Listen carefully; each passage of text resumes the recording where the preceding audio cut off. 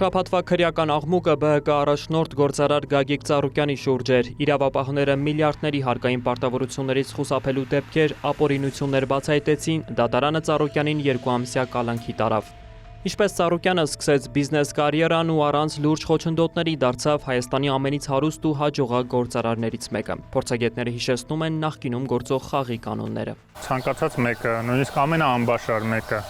ով կմտներ փայի մեջ, օրթախի մեջ որևէ երկրի ղեկավարի հետ, ինքը սրընցած աճեր ունենալու իր բիզնեսների համար, ոնց որ Գագիկ Ծառուկյանը Ռոբերտ Քոչարյանի հետ պես համատեղ բիզնեսներ իրենց բերեցին նրան, որ ինքը շատ արագ հովանավորություն վայելելով պետական, հարկեր չմուծելով, խուսափելով հարկեր մուծելուց եւ այլն, շատ արագ նաեւ առավելություն ստանալով մրցակցային այլ բիզնեսմենների հանդեպ եւ այլն, շատ արագ միլիարդատեր դարձավ։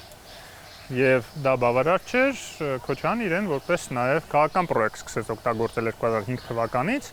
եւ դրա համար էլ մենք վճարեցինք։ Այդ տարիներին Ծառուկյանի բիզնես գործունեությանը անդրադառնում էին ոչ թե իրավապահները, այլ մամուլը։ Երևանի գինու եւ կոնյակի գործարանի ձեռքբերման պատմությունը դրա վառ օրինակն է։ Ըստ հետքի օտարերկրյա մի կազմակերպություն պատրաստ էր այդ գործարանի համար վճարել $7 միլիոն, սակայն գործարանի սեփականատեր Սփյուռքը հայերը հարկադրված այն Ծառուկյանին վաճառեցին $800,000-ով։ Պակաս ուշագրավ չէ Արարատ-Ցեմենտ գործարանի ձեռքբերման պատմությունը, որի մասին իրավապահները բացահայտումներ արեցին վերջերս։ Դրվագներից մեկն այն մասին է, թե ինչպես գործարանի բաժնեմասերը փոխանցվեցին բելգիական ընկերությանը, որի միանձնյա կառավարիչը 6 ամիս անց պիտի դառնար Գագիկ Ծառուկյանը։ Օրինակ, երբ որ ինքը ընտրակաշառքներով, էլի խախտումներով անցավ խորհրդարան 2007 թվականին,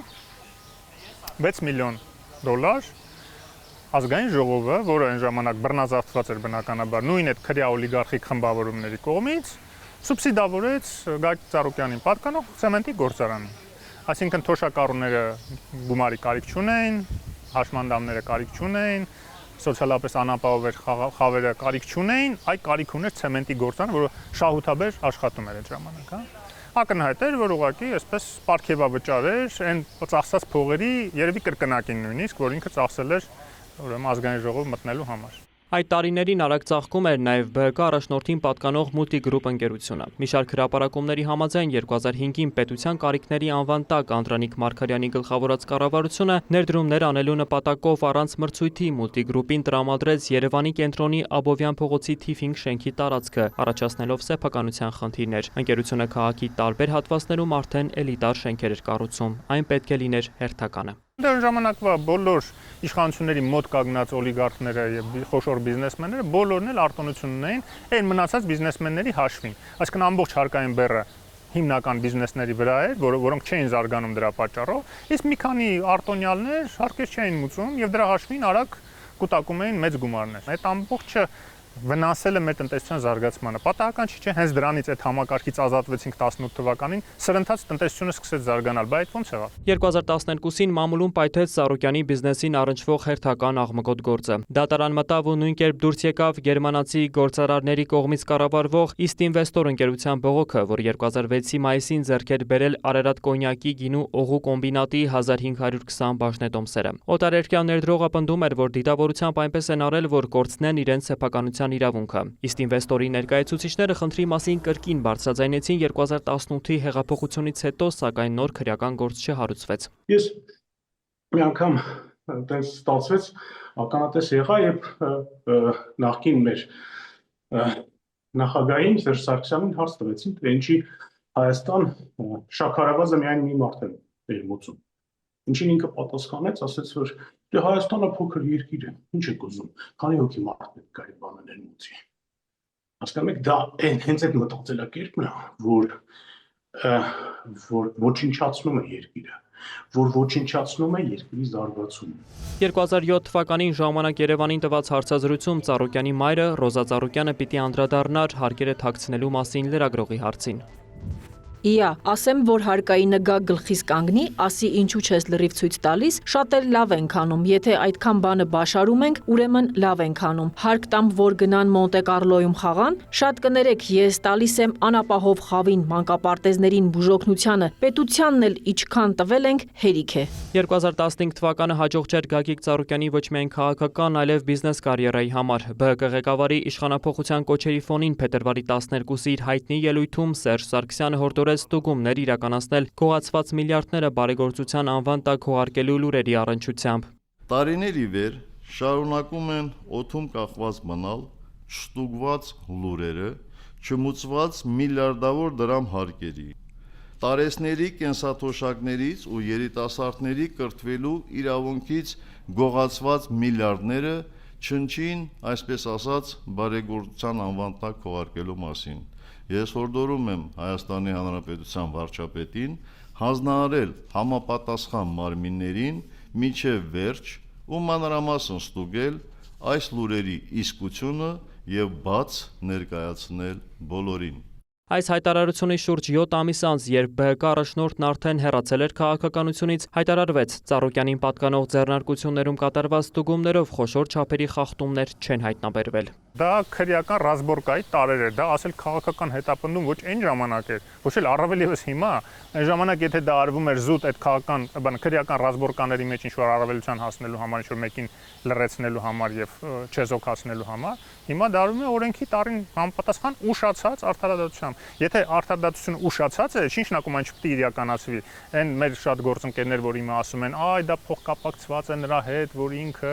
այսպես ասեց, այնպես ասեց, Նիկոլ Փաշինյանը հիմա այսպես է անում, որովհետև այսպես ասեց, չէ, ժողովուրդ ջան, նախ այդ քրեական գործերը վաղուց կա։ Հաջորդ խոշոր ու աղմկոտ գործը 2018-ի հեղափոխությունից հետո հյուսիս-հարավի չարաշահումներին էր առնչվում, որում ներգրավված էր Ծառուկյանի բիզնես գործընկեր Multigroup ընկերության կառավարիչ Սեդրակ Արուստամյանը։ Կեղծ ձեռնարկատիրության, փողերի լվացման, հարկեր, տուրքեր չվճարելու եւ այլ հանցավոր սխեմայի հետևանքով պետությանը պատճառված ընդհանուր վնասը կազմում է ավելի քան 2.7 միլիարդ դրամ։ 550 կիլոմետրից ավել այդ լանջիկի հատվածում եւ ընդհանրապես պետք է այդքան ճանապարհներ կառուցված լիներ հյուսիս-հարավում Հայաստանի տարածքով մեկ եւ կառուցվել էր ընդամենը 13 կիլոմետր, որովհետեւ այդպիսի յուրացումներ էր արվել, որովհետեւ նույն այդ պատասխանատվությունն էլ երբ որ հետո արդեն ուսումնասիրվեց, քրեական գործեր բացվեց, ինքը բնականաբար ամբողջ պատասխանատվությունը գցեց Multigroup-ի տնօրենի վրա, Սեդրակ Արուստամյանի վրա, ինքը անմեղ էր, ինքը կապ չուներ։ Ոնց որ հետագայում նաև ընտրակաշառք բաժանելու համար էլի բոլորը մեղավոր էին, բացի իրենց։ Որ Ծառուկյանի բիզնես գործունեությունը վաղուց էր իրավապահների տեսադաշտում, փաստում են տարբեր տարիներին հարուցված քրեական գործերը։ 2018-ի Թավշյա հեղափոխությունից հետո ՊԵԿ-ը լայնածավալ ստուգումներ անցկացրեց գազալցակայաններում, 8 ընկերություն խուսափել էր մոտ 946 միլիոն դրամ հարկերից, հարուցվեց քրեական գործ, գազալցակայաններ ունեցողների շարքում շոշափվեց նաև Ծառուկյանի անունը։ 2020 թվականին աղմկոտ գործերից մեկը Ծառուկյանին պատկանող Շանգրիլա խաղատանն առնչվող ապօրինությունների մասին էր։ ԱԾՄՊ-ում էր խաղատունը գործել է առանց լիցենզիայի, ինչի հետևանքով պետությանը պատճառվել է մոտ 60 միլիոն դոլարի վնաս, բացի այդ չեն իրականացվել 40 միլիարդ դրամի ներդրումներ։ Մեր մեջ դեռ մնացել է այն սովետական մտածելակերպը, որ պետությունը ինչ-որ մի առանձին կառույց է եւ մենք պետք է աշխատենք չորձեով գոյատևենք այդ արտառոց կառույցի ուրեմն չափարների մեջ։ Բայց իրականությունը այն է, որ յուրաքանչյուր քաղաքացի ինքը պետք է գիտակցի, որ գոյություն չի ունենա պետություն, եթե ինքը հարկերը չվճարի։ Գոյություն չի ունենա բանակ, գոյություն չի ունենա առողջապահություն, մնացած բնակավարները ինչ որ ժամանակ հետո բնականաբար անկում կապրեն եւ վերջնակետում մեր երկիրը կարող է պարզապես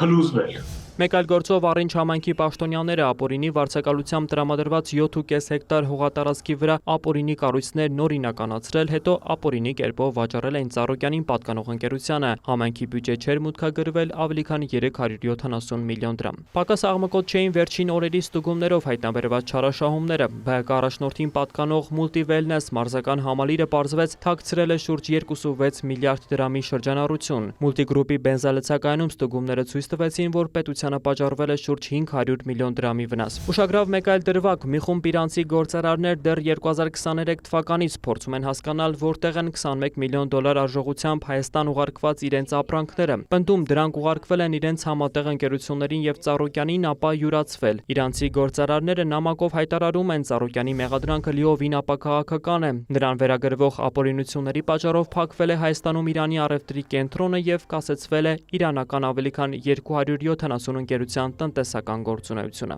Վերջապես պետական համակարգը սկսել է իր պատժիչ գործողությունը իրականացնել, արդարադատությունը իրականացնել։ Չի շնակում հիմա էլ պետքա խոչընդոտենք, ասենք չէ, այն ժամանակ եթե չեք բռնել, հիմա մի բռնեք։ Այսօր արդեն կապարակնքված են Ծառուկյանների ընտանիքին պատկանող Երևանի Արարատ կոնյակի, գինու եւ օղու կոմբինատը, Multistone, Olympia-One, Փարավոն ռեստորանը։ Արարատ ցեմենտը շուտով պետականացվելու է։ Տասնյակ ԲՀԿ-ականներ անցնում են նաեւ ընտրակաշառքների մի շարք գործերով։